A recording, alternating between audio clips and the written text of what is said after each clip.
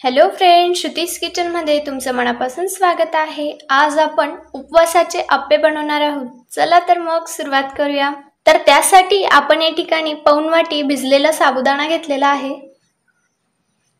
आता आपण त्यामध्ये 2 मोठे बटाटे उकडून घेतलेले आहेत, ते टाकूयात।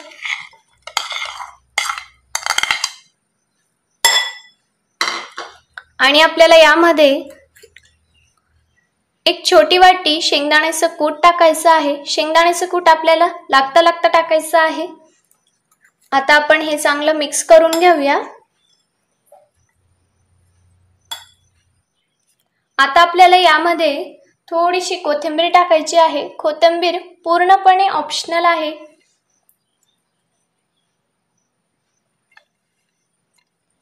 आता आपल्याला यामध्ये चवीनुसार मीठ टाकायचं आहे, चवीनुसार लाल तिखट आणि थोडीशी आपल्याला यामध्ये हिरवी मिरची टाकायची आहे। आणि हे छान असं मिक्स करून घ्यायचं आहे।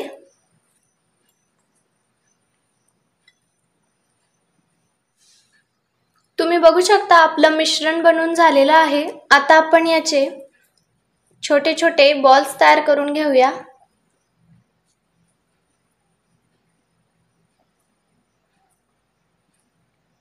या आकाराचे आपल्याला बॉल्स तयार करून घ्यायचे आहेत।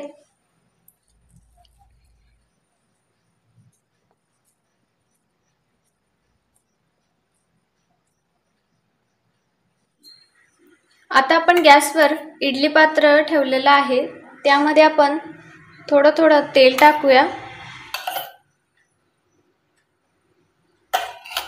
आता आपण यामध्ये जे आपण बॉल्स तयार करून घेतलेले आहेत ते ठेवूया।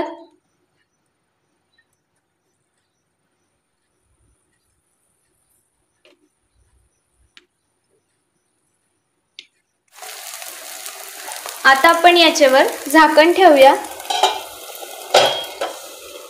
आणि गॅस मंद आचेवर ठेवूया। आता आपण यांना उलटून घेऊया।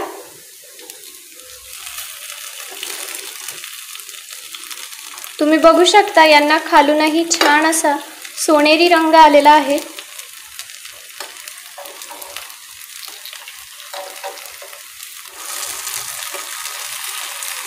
आता आपण यावर परत एकदा झाकण ठेवूया आणि यांना छान असं शिजवून घेऊया। आता आपण यांना चेक करून घेऊया।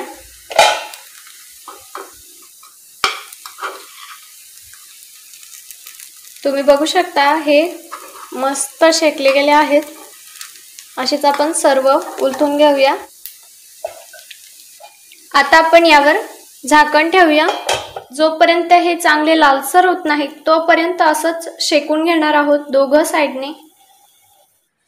तर फ्रेंड्स, तुम्ही बघू शकता आपले छान असे साबुदाण्याचे आप्पे बनवून झालेले आहेत।